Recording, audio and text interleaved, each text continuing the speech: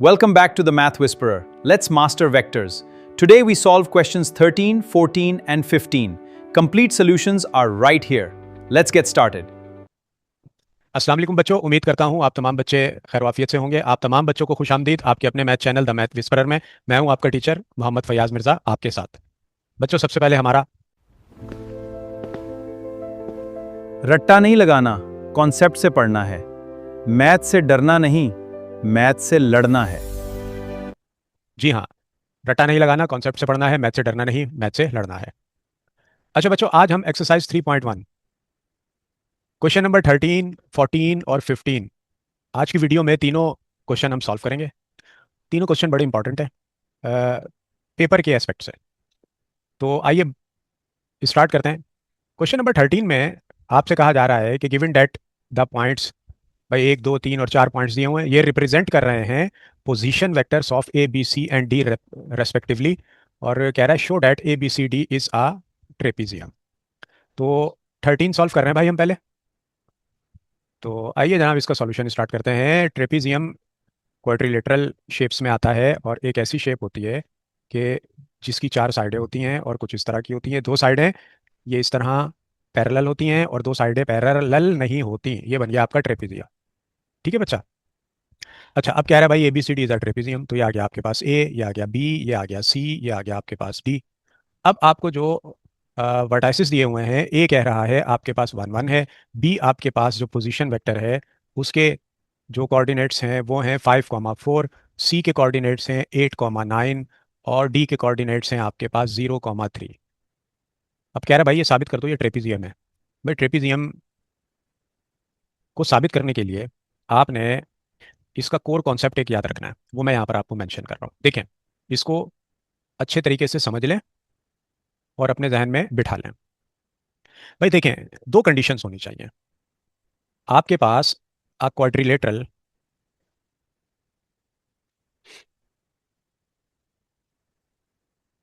ए B C D जो कि आपको ऊपर दिख रहा है इस क्लासिफाइड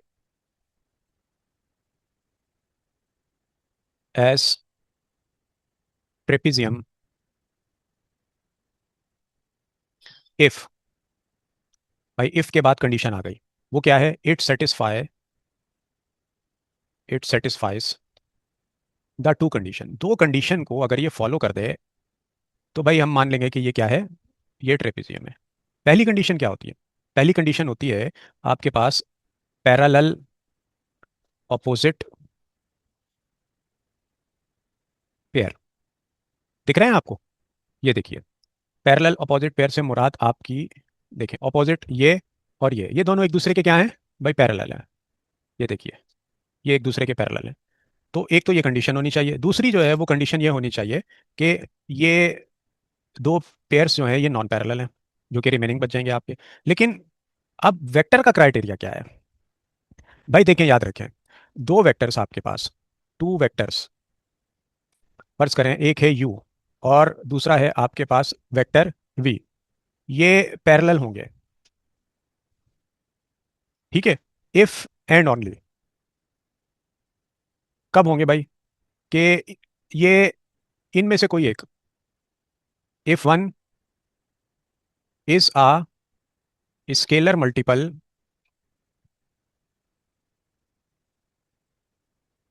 ऑफ द अदर, एक जो है वो दूसरे का क्या हो जाए? स्केलर मल्टीपल बन जाए। अब ये स्केलर मल्टीपल बनने के लिए हमारे पास क्या कंडीशन होती है भाई? वो कंडीशन मैं यहाँ पर लिख देता हूँ। वो कंडीशन आपके पास होएगी कि वेक्टर u जो है वो इक्वल होगा k ऑफ वेक्टर v। जबकि इसमें याद रखने की बात यह है बच्चों आपके लिए कि k का ताल्लुक जो है वो क्या है? बिलोंग करता है रियल नंबर से और इज आ स्केलर कांस्टेंट। ये एक स्केलर कांस्टेंट कहलाता है। एक कंडीशन तो ये हो गई भाई। दूसरी कंडीशन आपके पास क्या होनी चाहिए? दूसरी कंडीशन कि नॉन पैरेलल जो है आपके पास रिमेनिंग पेयर होना चाहिए। ये 2 कंडीशन है। पहली कंडीशन में सिंपल कि आपके पास एक वेक्टर जो है वो दूसरे का स्केलर बराबर होना चाहिए, दूसरे के स्केलर मल्टीपल के। ये अगर कंडीशन बन गई तो समझ लें कि भाई ये पैरेलल है और ट्रेपीजियम है। और दूसरी कंडीशन क्या है कि आपके पास नॉन पैरेलल रिमेनिंग पेयर्स मौजूद होने चाहिए। तो आइए अब इसको हम प्रूव करते हैं। सबसे पहले जो है वो हम क्या करते हैं, राइट द पोजीशन वेक्टर।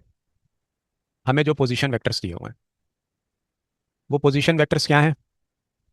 एक है हमारे पास ओ ए, ये आ गया हमारे पास पोजीशन वेक्टर ओ ए। हमें क्या दिया हुआ है जनाब, हम इसको वेक्टर कॉलम फॉर्मेट में लिख रहे हैं, 1 और 1 ऐसे भी लिख सकते हैं आप इसको।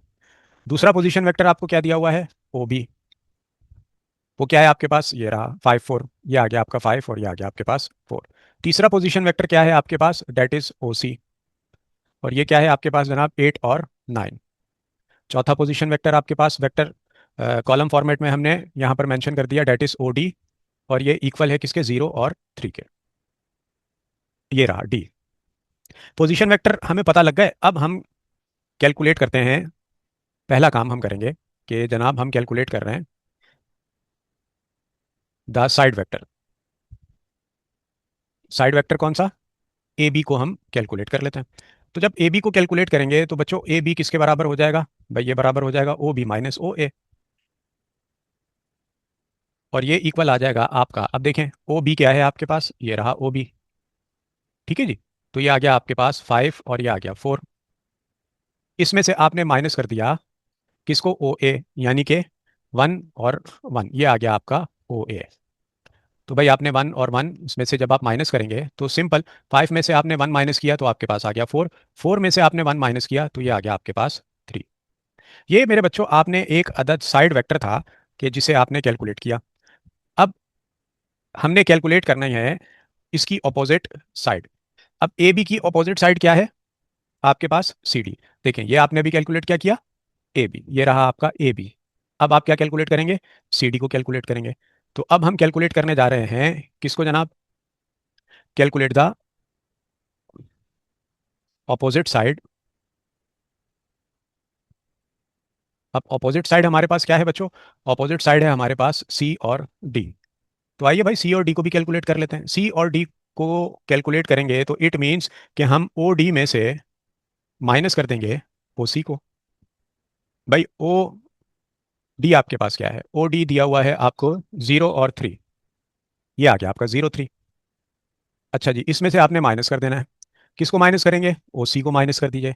ओ सी आपको क्या गिवन है, 8 और 9, और ये किसके इक्वल आ जाएगा, भाई 0 में से आपने माइनस किए 8 तो ये आ गया आपके पास -8। भाई 3 में से आपने माइनस किए 9 तो आपके पास आ जाएगा -6, बड़े नंबर की साइन आपने ये लगा दी। यहाँ तक क्लियर है। अब हम इसमें इस्टेब्लिश करेंगे scalar relation. Establish scalar relation. अब वो स्केलर रिलेशन क्या है, अभी मैंने आपको बताया था ना, दो कंडीशंस होती हैं वो फुलफिल होनी चाहिए। तो ये रहा इसका स्केलर रिलेशन, ठीक है जी। अच्छा, अब स्केलर रिलेशन को स्टेब्लिश करने के लिए अब देखें हम एनालाइज करते हैं रिलेशनशिप बिटवीन, हम एनालाइज करेंगे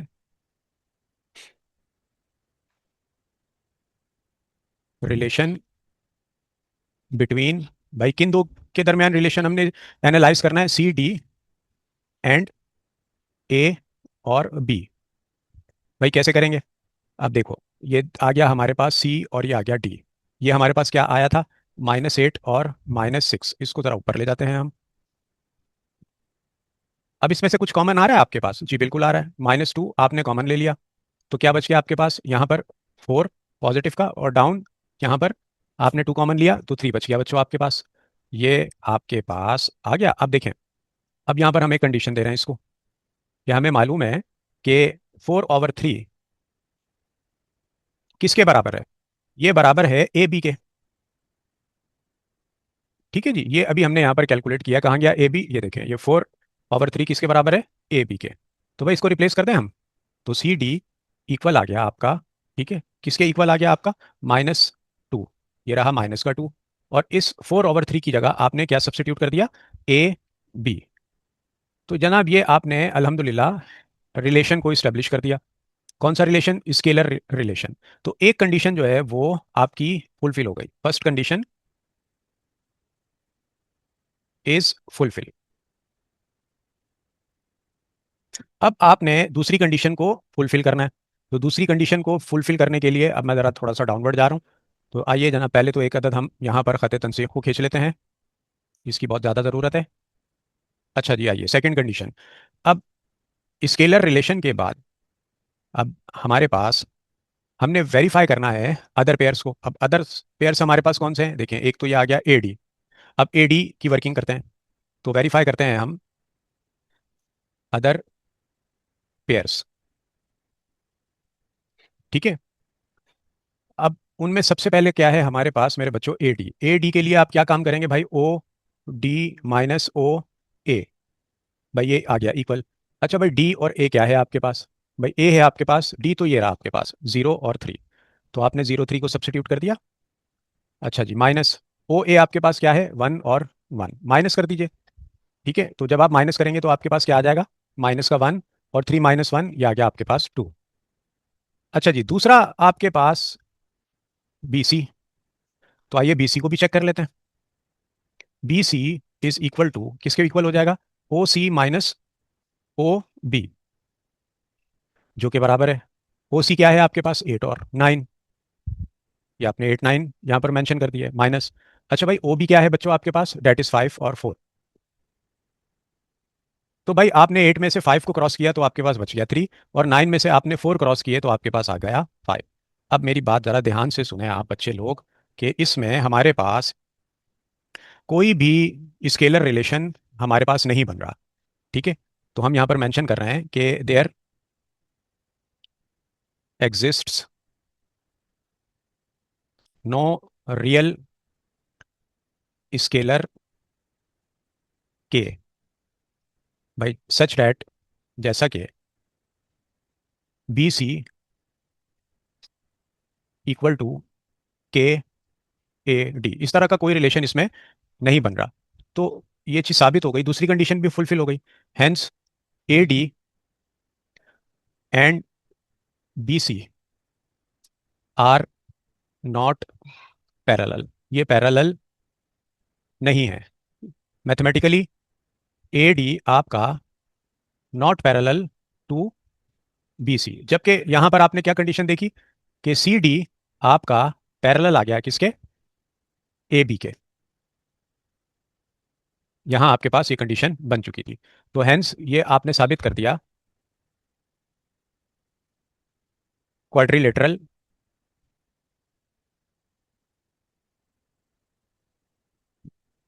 इज अ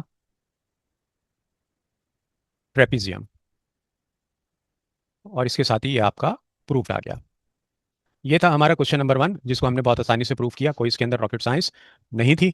अब हम मूव करेंगे क्वेश्चन नंबर 14 की तरफ। अगर आप मैथ में कमजोर हैं तो ये वीडियो बंद मत कीजिए, क्योंकि अगले 10 सेकंड शायद आपका पूरा साल बदल दें। सही रहनुमाई जिंदगी बदल देती है। जी बच्चों, क्वेश्चन नंबर 14 में आपसे कहा जा रहा है कि A B C are the points. 3 points आपको गिवन दिए हुए हैं ए बी सी, जिनके पोजीशन वेक्टर हैं A B and 2a - b respectively. फिर आपसे कह रहा है, कंडीशन दी है कि डी जो है वो डिवाइड कर रहा है ए सी को इन 2:3, और ई डिवाइड कर रहा है बी डी को इन 4:1। आपसे कह रहा है कि आपने फाइंड करना है पोजीशन वेक्टर ऑफ ई। तो बड़ा मज़ेदार सवाल है ये, क्वेश्चन नंबर 14। अब हम क्वेश्चन नंबर 14 पर आ चुके हैं। सबसे पहले तो आपने करना यह है कि हम लिख लेते हैं write down the position vector,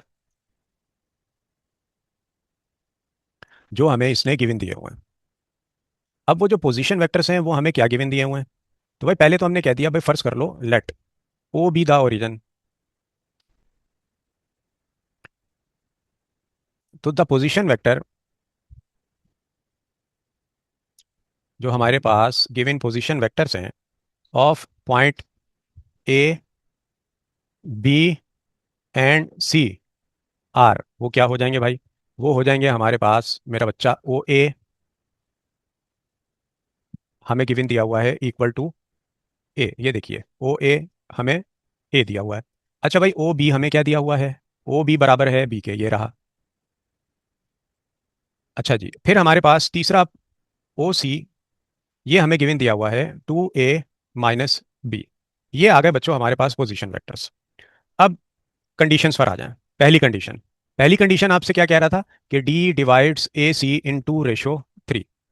तो कंडीशन नंबर 1 पर आ जाइए। तो कंडीशन 1 पर हम काम कर रहे हैं। तो कंडीशन 1 क्या है कि डी जो है वो डिवाइड कर रहा है ए सी इन 2:3। अब भाई एक लाइन है जो ओरिजिन से ड्रॉ हो रही है और ए सी है वो, और पॉइंट डी जो है वो इसको डिवाइड कर रहा है। तो अब हमें पोजीशन वेक्टर मालूम करना है किसका, पॉइंट डी का। Now we find position vector of D. अब डी का पोजीशन वेक्टर मालूम करते हैं। अब ये पोजीशन वेक्टर मालूम करने के लिए हमें मालूम है कि ये जिस रेशो से डिवाइड कर रहा है एम रेशो एन, वो कितना है आपके पास, 2:3।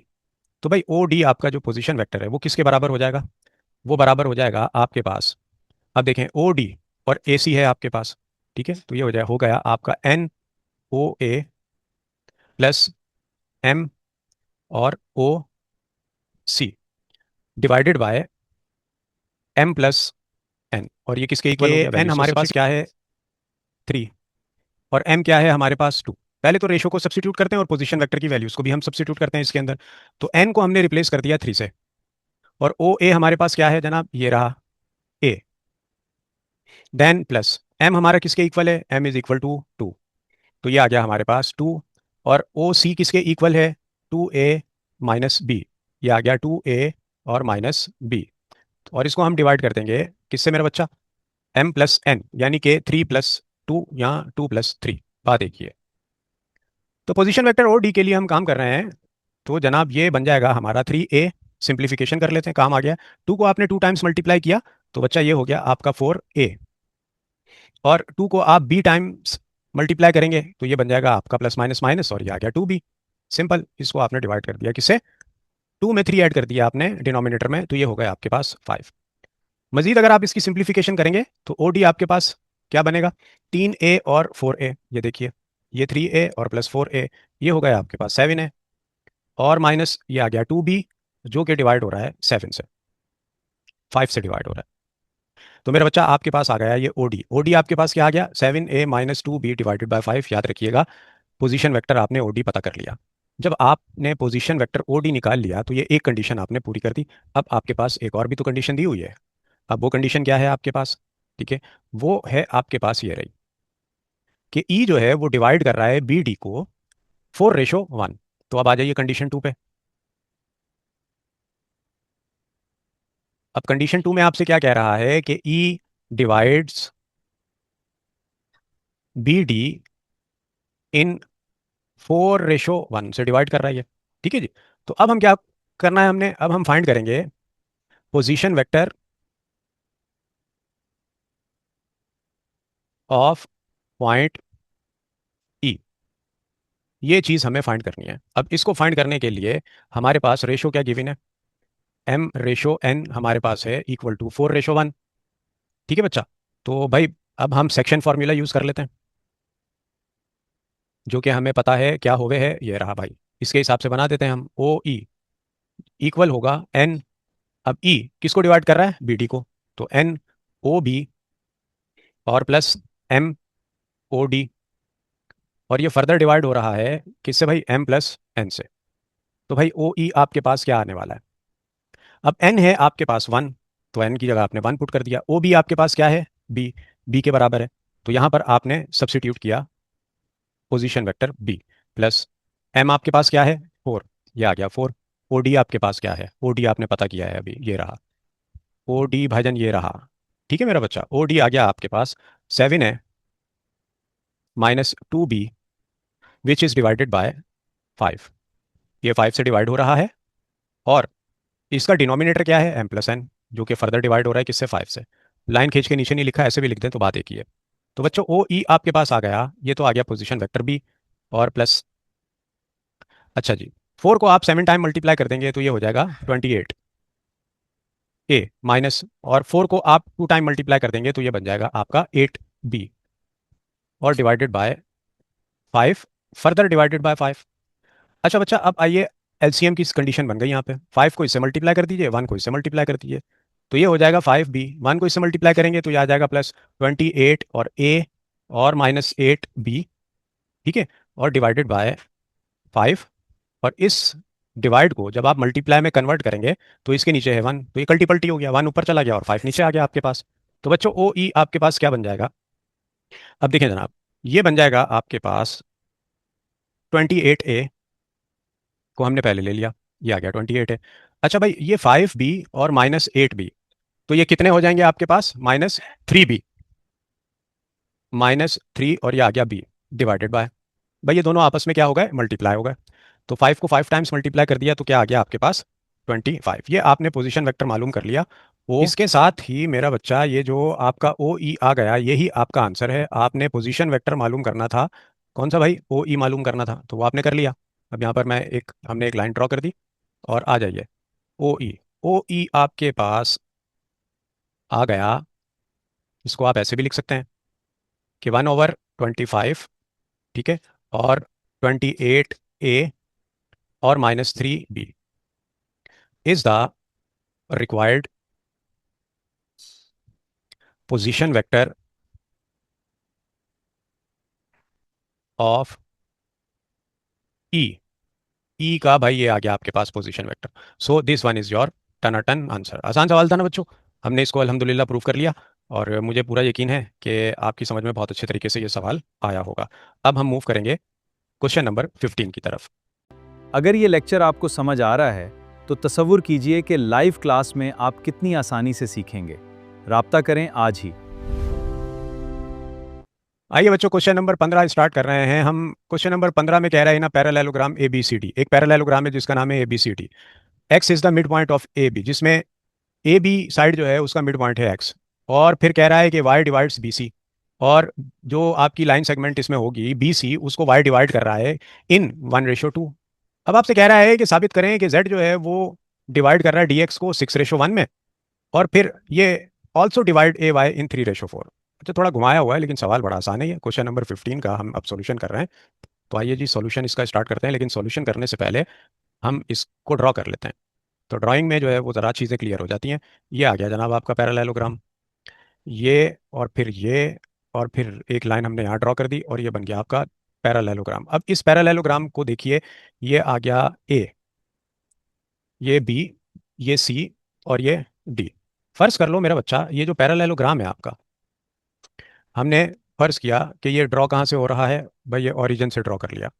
हमें कुछ दिया हुआ तो नहीं है ना, कोई पोजीशन वेक्टर्स वगैरह, तो हमने कहा भाई ये ओरिजिन से ड्रॉ हो रहा है। ये देखिए, ये ओरिजिन से ड्रॉ हो रहा है, और ओरिजिन यानी कि जो है वो ए को हमने क्या मान लिया? इसका ओरिजिन। ठीक है जी, एक बात तो ये हो गई। तो ये हो गया हमारा एक्स एक्सिस और ये आ गया हमारा वाई एक्सिस। अच्छा बच्चों, एक्स और वाई एक्सिस तक तो बात आपकी समझ में आ चुकी होगी। तो अगर ये पॉइंट ए ओरिजिन पर है तो ए का पोजीशन वेक्टर आपके पास जो है वो क्या हो जाएगा? वो हो जाएगा ओ, या जीरो भी कह सकते हैं, ये नल वेक्टर होता है, इसको जीरो वेक्टर भी कहते हैं हम। जीरो वेक्टर और नल वेक्टर, क्योंकि ओरिजिन है, ओरिजिन जीरो होता है। ठीक है जी। अच्छा बच्चों, अब बी का पोजीशन वेक्टर क्या हो गया भाई? बी। अच्छा, सी का पोजीशन वेक्टर क्या हो गया आपका? सी। डी का पोजीशन वेक्टर आ गया आपके पास डी। एक काम तो हमने ये कर लिया। अच्छा, अब करते हैं हम दूसरा काम। दूसरा काम हमारा क्या है? कि दूसरा काम हमारा ये है कि आपसे कह रहा है कि X is the midpoint of A B. A B का जो मिड पॉइंट दिया हुआ है वो आपका क्या है? एक्स। तो भाई ये रहा आपका ए बी। ए बी का कहीं यहाँ पर जो है वो ये मिड पॉइंट आ गया एक्स। तो जब आपको मिड पॉइंट मालूम करना होता है तो आप क्या करते हैं कि दोनों साइड ये वर्टेक्स और ये वर्टेक्स, इसको प्लस करके डिवाइड कर देते हैं। तो भाई जीरो में जो है वो जीरो वेक्टर में जब आप बी को प्लस करेंगे तो ये आ गया आपका बी, और डिवाइड हो गया ये 2 से। तो ये तो आपका एक्स आ गया। अच्छा जी, अगली कंडीशन में आपसे कह रहा है कि ये जो वाई है ये डिवाइड कर रहा है किसको? बी सी को। अब बी सी कहाँ है आपका? ये रहा बी सी। ये देखिए, ये बी से लेके सी तक। अब इन रेशो, किस रेशो में डिवाइड कर रहा है? 1:2। तो भाई ये अगर 1 रेशो में डिवाइड कर रहा है तो ये आ गया 1 और ये आ गया 2। ठीक है जी, और इसको हमने कह दिया point Y according to the question, सवाल के मुताबिक ये आ गया आपका पॉइंट वाई। अब आपसे कह रहा है कि अगर जेड जो है वो डिवाइड कर रहा है डी एक्स को इन 6:1, तो आपने क्या करना है कि जेड डी एक्स को डिवाइड कर रहा है, तो भाई इसके लिए आप ये डी से लेके एक्स तक एक लाइन सेगमेंट जो है वो ड्रॉ कर दीजिए। ये रहा डी से लेके आप आ गए यहाँ पर एक्स तक। अब डी एक्स को वो किस रेशो से डिवाइड कर रहा है भाईजान? 6:1। तो भाई ये आ गया एक रेशो आपका, और ये आ गया आपका 6 रेशो। 1 छोटा है और 6 जो है वो आपका बड़ा है। और ये जो आपका पॉइंट है डी एक्स को जो डिवाइड कर रहा है, उसने सवाल में क्या कहा है, जेड। ये आ गया आपका पॉइंट जेड। तो आप से आगे कह रहा है then it also divides A Y. भाई ये ए वाई को भी डिवाइड कर रहा है, किस रेशो में, 3:4। अब ए वाई क्या हो जाएगा आपका, भाई ये देखें, ये ए वाई हो गया आपका। यानी ए से लेके वाई तक भी कुछ ड्रॉ कर दीजिए आप। तो ड्रॉ कर देते हैं। तो ए से लेके वाई तक हम ड्रॉ कर रहे हैं जनाब, ये लीजिए, ये आ गया आपका ए और ये आ गया आपका वाई। ये भी हमने ड्रॉ कर दिया, ठीक है जी। और ये किस रेशो से चल रहा है, ये चल रहा है 3:4। तो ये लीजिए जनाब 3, और ये रेशो भी लिख दिए 4। अब ये इतनी सारी कंडीशंस हैं, अब एक एक करके सारी कंडीशंस जो है वो हम मालूम कर लेते हैं। लेकिन उससे पहले हम एक काम ये करते हैं कि हमें पोजीशन वेक्टर तो नहीं दिए, अपने सवाल को आसान करने के लिए, प्रूफ को, हमने क्या किया कि इस सी को पता कर लेते हैं। कैसे पता करेंगे भाई, देखें। तो सबसे पहले हमें मालूम है कि we know that in a parallelogram, के पैरेललोग्राम में बच्चों, पैरेललोग्राम में क्या होता है कि ये ए डी जो है वो आपका, ये किसके बराबर होगा, जल्दी से बताइए। हाँ, मुझे आवाज़ आ गई, आप कह रहे हैं सर ये बीसी के बराबर होगा, बिल्कुल। अब इसका मतलब ए डी का क्या मतलब है, ए डी का मतलब ये है कि ओ डी में से आप माइनस कर दीजिए ओ ए को, इक्वल टू। और बीसी का क्या मतलब है कि भाई सी में से आप माइनस करते हैं बी को, बात एक ही है। अच्छा जी, अब डी क्या है आपके पास, डी का पोजीशन वेक्टर है आपके पास डी माइनस, और ए का पोजीशन वेक्टर क्या है आपका, वो है भाई 0, इक्वल टू 0 वेक्टर या नल वेक्टर। अच्छा, सी का पोजीशन वेक्टर आपके पास क्या है, सी का पोजीशन वेक्टर है आपके पास मेरे बच्चों सी, और बी का पोजीशन वेक्टर आ गया आपके पास बी। अब सी को यहाँ अकेला छोड़ दें और बी को यहाँ ले आइए उठाकर। तो हमने क्या किया, यहाँ लाए तो ये बन गया बी और प्लस डी, और ये इक्वल आ गया सी के। और आप इसको ऐसे भी लिख सकते हैं, जरा अरेंज करके, सी आपका क्या आ गया, बी और प्लस डी। ये आपने एक पोजीशन वेक्टर अपना सी फाइंड कर लिया। तो सी पोजीशन वेक्टर जो है वो आपके पास है मेरे बच्चों जनाब, equal to B plus D. अब आ जाइए अपनी कंडीशंस पर, अब हम एक एक करके ये सारी कंडीशंस को जरा फुलफिल करते हैं। तो कंडीशन नंबर 1, भाई पहले तो हमने मिड पॉइंट फाइंड फाइंड करना था, वो हमने फाइंड कर चुके हैं, ये रहा एक्स। एक्स हमने फाइंड कर लिया। पहला काम हमें क्या करना है कि फाइंड पोजीशन वेक्टर ऑफ, वो मैंने डायग्राम में ही आपको जो है वो बता दिया था, लिख भी देते हैं हम यहाँ पर क्योंकि हमें ज़रूरत पड़ेगी। पोजीशन वेक्टर ऑफ एक्स, और वो मिड पॉइंट के जरिए हासिल होगा। तो एक्स हमारे पास आ गया b/2, और इसको हम ऐसे भी लिख सकते हैं मैथमेटिकली 1/2, और ये आ गया बी वेक्टर। एक्स हमने जनाब ये फाइंड कर लिया, ये आ गया हमारे पास एक्स, एक काम हो गया। अच्छा जी, अच्छा, अब दूसरा काम आपने क्या करना है कि हमने पोजीशन वेक्टर मालूम करना है इस पॉइंट का, वाई का। तो अब हम फाइंड करेंगे position vector of Y. Y का पोजीशन वेक्टर फाइंड करने के लिए हमारे पास जो है वो हम जानते हैं कि पॉइंट वाई जो है हमारे पास, पॉइंट वाई ये डिवाइड कर रहा है, डिवाइड्स द लाइन सेगमेंट। कौन सी लाइन सेगमेंट, अभी लिख देते हैं भाई, किस पे, बी पे और सी पे, बी सी, ठीक है। इंटरनली डिवाइड कर रहा है, यानी सेक्शन फॉर्मूला आ गया, इन द रेशो, भाई किस रेशो से डिवाइड कर रहा है, इन द रेशो 1:2, ठीक है। तो m आ गया आपके पास 1 एंड n आ गया आपके पास 2। सेक्शन फार्मूला लगा दीजिए। तो जब आप सेक्शन फार्मूला लगाएंगे तो ये क्या बन जाएगा, y इज इक्वल टू 2 और पोजीशन वेक्टर b और प्लस पोजीशन वेक्टर c, और डिवाइडेड बाय आपके पास 1 + 2 बन गया ये। अब सेक्शन फार्मूले की तो मेरे बच्चों आपको हैंडलिंग आ चुकी होगी अभी तक। अब ये देखें बी सी है ना, तो आपने सी पहले आ जाता है और जो है वो बी बाद में चला जाता है। तरीकाकार ये है, तो आप इसको ऐसे भी कर सकते हैं। अब सी आपका जो है वो, आपने सी की वैल्यू जो है वो यहाँ पर प्लेस करनी है। तो सी की वैल्यू जब आप प्लेस करेंगे तो आपके पास क्या हो जाएगा, ये 2b और प्लस सी आपका क्या है, आपने अभी मालूम किया था, ये रहा b प्लस डी। इसको आपने रिप्लेस कर दिया किससे, b और प्लस डी से, और ये डिवाइड हो रहा है जनाब, 1 में आपने 2 ऐड कर दिए तो ये आ गया आपके पास 3। तो भाई ये जो पोजीशन वेक्टर y है, ये आपके पास सिंप्लीफिकेशन के बाद आ जाएगा। भाई 2b के अंदर आप एक b जमा कर देंगे तो 3b हो गई है, ये लीजिए 3b और प्लस d और डिवाइडेड बाय 3। एलसीएम को ब्रेक कर दीजिए, तो पोजीशन वेक्टर आपके पास क्या हो जाएगा, 3b/3 और प्लस d/3।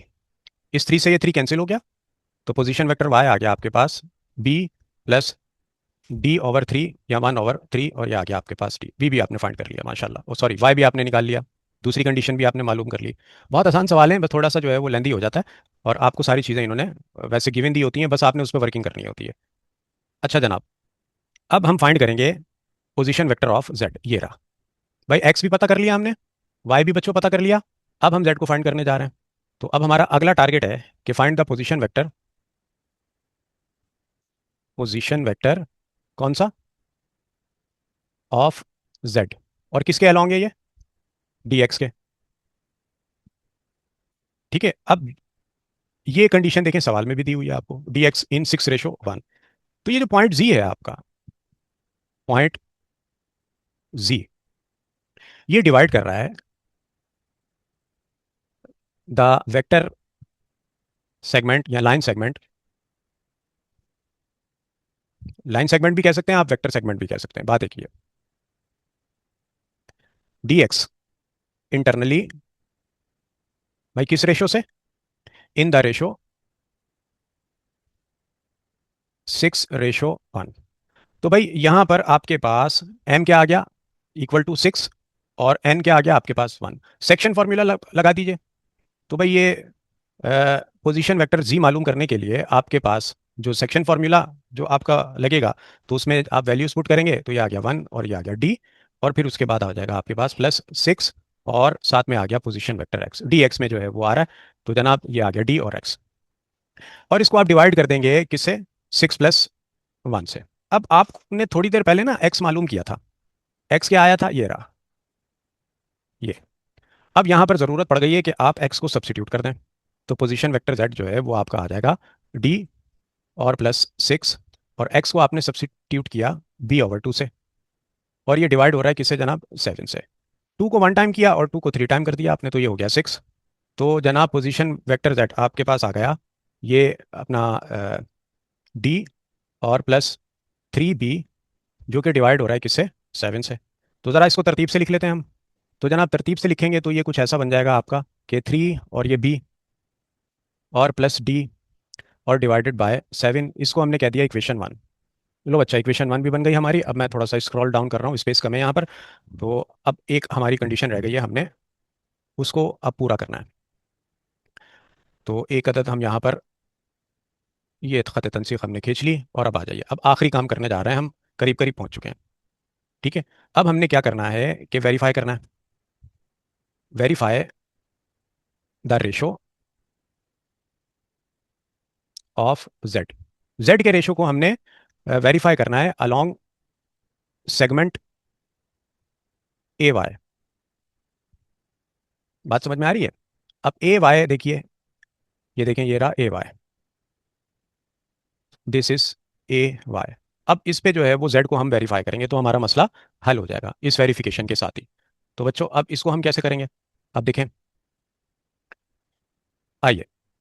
अब हमने जो है वो अपना अ, हमने कहा लेट अस कंसिडर, हम कंसिडर करते हैं द पोजीशन वेक्टर को ऑफ आ टेस्ट पॉइंट। एक हमारे पास भाई ये टेस्ट पॉइंट है, ठीक है, Z, that divides A Y internally in the ratio 3:4। ठीक है, जबकि हमारे पास 3:4 का मतलब ये है कि m आ गया हमारे पास 3 और n आ गया हमारे पास 4। अब देखो मेरा बच्चा, आपने यहाँ पर सब्सिट्यूट जो करना है, तो ए वाई है आपके पास। तो अब आपके पास ए क्या हो जाएगा, पोजीशन वेक्टर जो आप सब्सिट्यूट करेंगे 0, एंड वाई का पोजीशन वेक्टर आपने निकाला था, क्या आया था आपके पास, देखें, वाई आ गया आपके पास। तो जनाब वाई को आप सब्सिट्यूट करेंगे b+1/3, और ये आ गया पोजीशन वेक्टर आपका डी। ठीक है जी। तो इनको जब हमने सब्सिट्यूट करना है, तो आइए करते हैं। ये आ गया हमारे पास। अब हमने z को ही टेस्ट कर रहे हैं, तो इसको हमने z बार ले लिया। z बार हमारा जनाब ये किसको डिवाइड कर रहा है, ए वाई को। तो सेक्शन फार्मूला जब हम इस पर अप्लाई करेंगे, और 4:3 से कर रहा है, तो ये हो जाएगा 4a और +3, और ये आ गया साथ में y, जो कि डिवाइड हो रहा है 3+4 से m+n। अब आपने इसमें सब्सिट्यूट करना है a को और y को। ये देखिए, a आपको क्या गिवन दिया हुआ है 0, और y आपको क्या दिया हुआ है, पोजीशन वेक्टर जो हमने फाइंड किया था b+1/3, और d आ गया। अब मेरा बच्चा ज़रा देखिए, ये पोजीशन वेक्टर z बार हमारे पास इक्वल आ जाएगा, ये आ गया 4 और ये आ गया हमारे पास 0 वेक्टर या नल वेक्टर, ए को हमने रिप्लेस किया प्लस ये आ गया 3। अच्छा जनाब, अब हमने यहाँ पर पुट किया इसको y को पोजीशन वेक्टर ये वाला, तो ये हो गया b प्लस 1/3 और पोजीशन वेक्टर d, ये आ गया हमारे पास। ठीक है जी। अच्छा ये डिवाइड किससे हो रहा है, 3 + 4 आ गया आपके पास 7। अच्छा बच्चों, z बार पोजीशन वेक्टर हमारे पास, तो ये जब आप 4 को 0 टाइम्स मल्टीप्लाई करेंगे तो ये तो हो जाएगा आपके पास 0, इसका तो किस्सा खत्म हो गया। नल वेक्टर के साथ ये मल्टीप्लाई हुआ स्केलर, तो ये तो हो गया 0। अच्छा अब यहाँ पर देखिए इसके नीचे 1 है, तो आप जब एलसीएम लेंगे तो आपके पास ये क्या बन जाएगा जनाब, 3 और 3b, 3 को आपने इससे मल्टीप्लाई कर दिया, 1 को आप इससे मल्टीप्लाई कर देंगे, तो ये 3b और प्लस आपके पास आ गया d, और जो कि डिवाइड हो रहा है किससे, 3 से, और फर्दर ये डिवाइड हो रहा है इस 7 से। 7 से आपने डिवाइड कर दिया, 3 से आपका 3 कैंसिल हो गया। अच्छा भाई, z बार आपका पोजीशन वेक्टर ये आ गया 3b plus d divided by 7। अब ज़रा तवज्जो दीजिए आप, एक आया आपके पास z और एक आ गया आपके पास z बार, इसको आपने कह दिया इक्वेशन 2।